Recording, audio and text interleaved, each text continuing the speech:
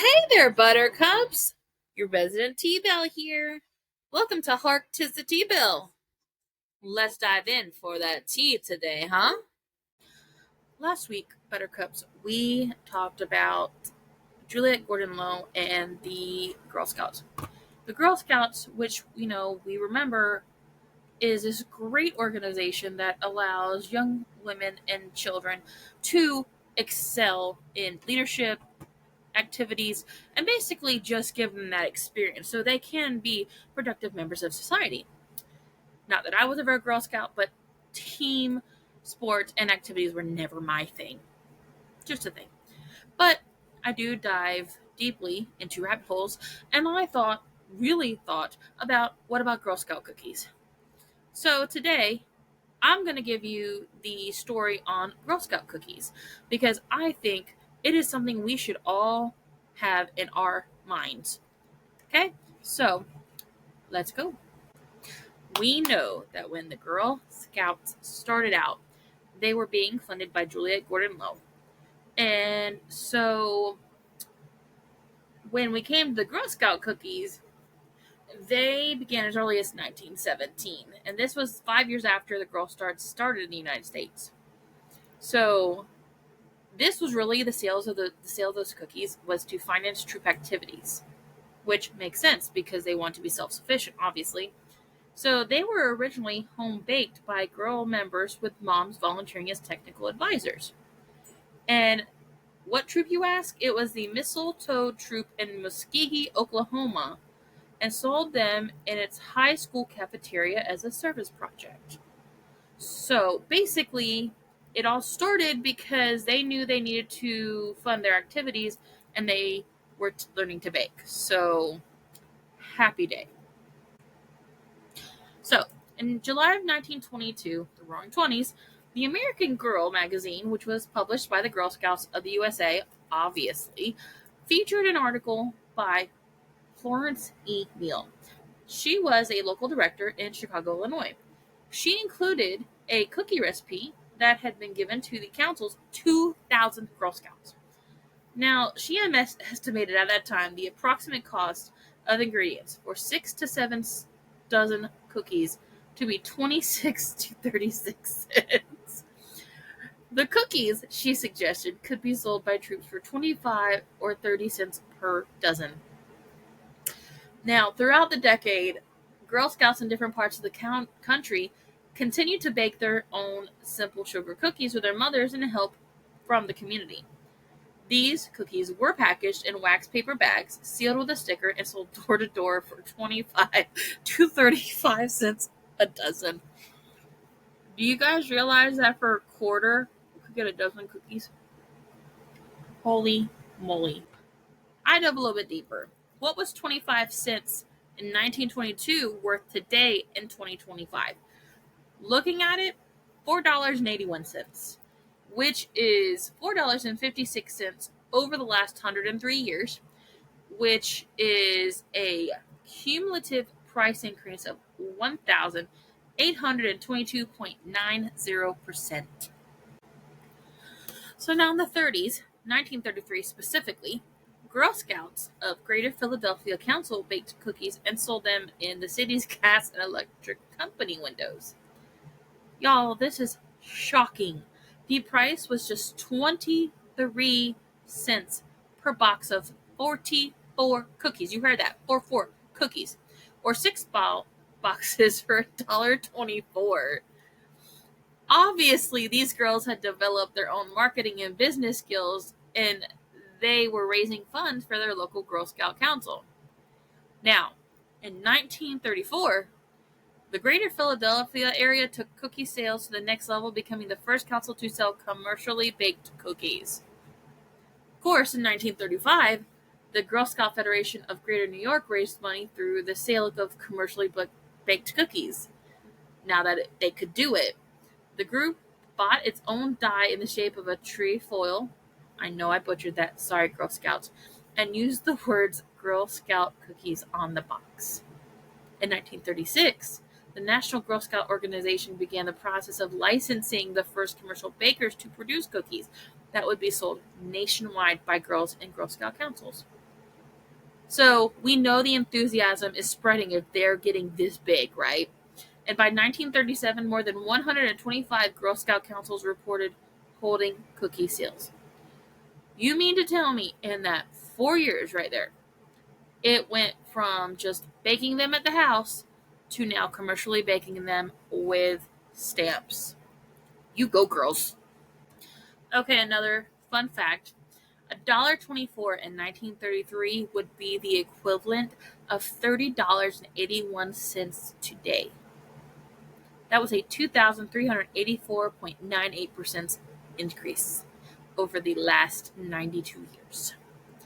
You mean to tell me that you could buy 6 boxes of 44 cookies for $1.24?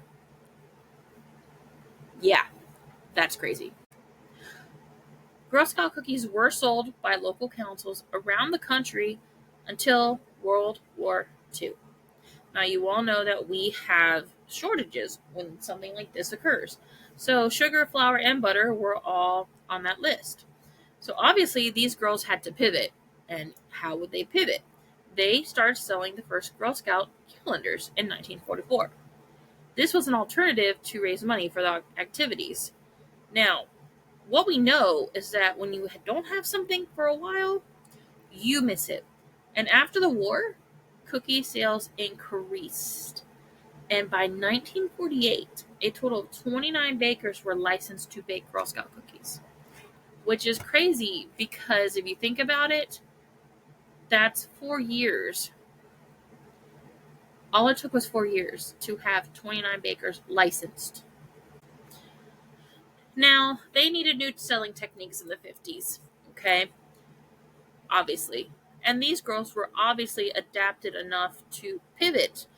In 1951, Girl Scout cookies came in 3 varieties: a sandwich, shortbread, and chocolate mints. These chocolate mints are now known as Thin Mints. With the rise of the suburbs in post-war America, these girls began selling their cookies at tables in shopping malls. Now, in 1956, these girls were selling 4 basic types of cookie: a vanilla-based filled cookie, a chocolate-based filled one, a shortbread, and a chocolate mint. Now, some other bakers did offer optional flavors, but it makes sense. These girls adapted, pivoted, and they moved with the flow, but so did their founder. Suburbs were booming in the 60s, and during this time, baby boomers expanded the Girl Scout membership. Cookie sales increased significantly. 14 licensed bakers were mixing batter for thousands upon thousands of Girl Scout cookies annually. And these bakers began wrapping the Girl Scout cookie boxes in printed aluminum foil or cellophane to protect the cookies, preserve their freshness, all that good stuff, right? By 1966, a number of varieties were available. Among the best sellers were chocolate mint, shortbread, and peanut butter sandwich cookies, which doesn't surprise me. Shouldn't surprise y'all either. So, the 1970s brought in some groovy new appearances, okay? In 78, the number of bakers was streamlined to 4 to ensure lower prices and uniform quality packaging and distribution, which makes sense. You can't have 29, 14, you can't have that many people doing this and expect the same quality or even packaging and distribution timing. It makes sense in business. For the first time in history, all cookie boxes, regardless of the baker, had the same designs and depicted scenes of Girl Scouts in action, and this included hiking and canoeing. 79, the brand new Sal Bass created Girl Scout logo appeared on the cookie boxes, and this was even more creative and promoted the benefits of Girl Scouting. Girl Scout cookies for sale during the 70s included Thin Mints, peanut butter sandwich do-si-dos, and shortbread / trefoils cookies, plus 4 additional choices. So as we can see, they're not only getting better in their selling techniques, they're getting better in every little way that they can. We welcome in the 80s, and 4 bakers in 1982 still produced a maximum of 7 varieties of cookies, 3 mandatory, which were the Thin Mint, Peanut Butter Sandwich Do-si-dos, and shortbread, and they had 4 optional cookies, right? So these boxes were still depicting scenes of Girl Scouts in action. And what I love about this is that I'm sure for anybody who had been in the Girl Scouts, just to see this would have been such a proud moment. In the early 90s, they broke it to 2 licensed bakers to supply local Girl Scout councils with cookies to sell. And by 1998, this number had grown again to 3. 8 cookie varieties were available now, and they included low-fat and sugar-free selections. They also introduced official age-appropriate awards for Girl Scout brownies, juniors, cadets, and seniors. And this included the Cookie Activity Pin, which was awarded for participating in the cookie sale. So they were now awarding these girls for this thing they were doing. They were making this whole this whole organization self-sufficient because they were selling these cookies and learning how to sell and maneuver in businesses and lead. So good job, girls. So now in the 2000s, they continued to grow and grow. They had new cookie box designs, and this was introduced in the fall of 2000, and they were bright and bold. They captured the spirit of Girl Scouting.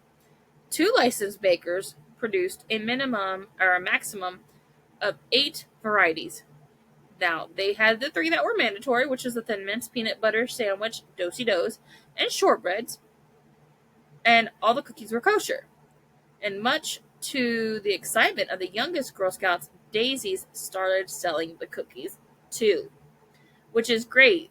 Now these little girls got to experience and learn from a young age how to run a business, essentially, because they were having to go out and network and talk to people, and that's something you should have knowledge of. And we welcome the digital age in the 2010s. The announcement of National Girl Scout Cookie Weekend and the introduction of the very first gluten-free Girl Scout cookie set this decade off to a big start. The greatest news, though, was the launch of the digital cookie platform in 2014. This was a fun, safe, and interactive space for girls to sell the cookies, and it takes the iconic cookie program digital and introduces the Girl Scouts to vital 21st century lessons about online marketing, app usage, and e-commerce. But most importantly, digital cookie retains the one-to-one personal approach to selling that is essential to the success of the program and the girls who participate. And they're right, because that one-to-one personal approach to selling is a massive, massive thing, advantage to have. You cannot just sell your product. You have to remember the people. You have to make them feel special. You have to make them feel like when they're buying from you, they're not buying from a stranger. They're buying from what they will eventually call a friend. And trust me, I know from experience that you can make friends from selling things, and you can keep these friends. Now, there's even a more amazing moment. It happened in 2016 when the Girl Scouts took the stage at the Academy Awards to sell cookies to who? Hollywood's A-list. This was a stellar beginning to the nationwide celebration of the 100th anniversary of Girl Scout cookie selling. This continued with the introduction of Girl Scout s'mores. Now, if you like s'mores, and obviously a lot of people do, because this became the most popular new cookie to launch in their history. Now, can you imagine being a 10-year-old girl or 12-year-old girl selling to Hollywood A-listers on the Academy Awards? Come on, guys. Now, we already know that these cookies are iconic, okay? And they sell like wildfire. But they reached a new level in 2020 with new packaging that puts Girl Scout cookie entrepreneurs front and center and showcases all of the amazing things girls learn and do through this program. The Cookie Entrepreneur Family Pin collection that makes selling Girl Scout cookies a family affair was also introduced in 2020. In 2021, all Girl Scout cookies became both kosher and halal certified. There are vegan and gluten-free varieties too. In 22, Girl Scouts across the country began selling new Girl Scout cookie. Adventurefuls is a brownie-inspired cookie topped with a caramel-flavored creme and a hint of sea salt. This took the joy of buying and eating Girl Scout cookies to a whole new level for people who love that. In 23, they launched a Raspberry Rally, which was a limited edition item and only available during the 23 season. In 25, that was the last year that the S'mores and Toastier cookies were available in their lineup. And honestly, as always, the true purpose behind Girl Scouts is still going to remain the same, guys. The proceeds stay with local councils and troops, and they power amazing experiences year round for Girl Scouts. I have to say that I believe truly that Juliette Gordon Low would be so proud and excited for everything that has happened through the last 113 years from the start of Girl Scouts here in the U.S. And that being said, now that we know more about the Girl Scouts and what it really is and what this money does go to, I would like to think that everybody, including myself, can at least get one box if you have it, just to support these girls and future leaders. Because holy moly, it's amazing to me to think that in 113 years they have done what they've done. So kudos to all these girls, parents, advisors, everybody. You guys are doing an awesome job. Well, Buttercups, it has been awesome telling you about these awesome girls and their advisors.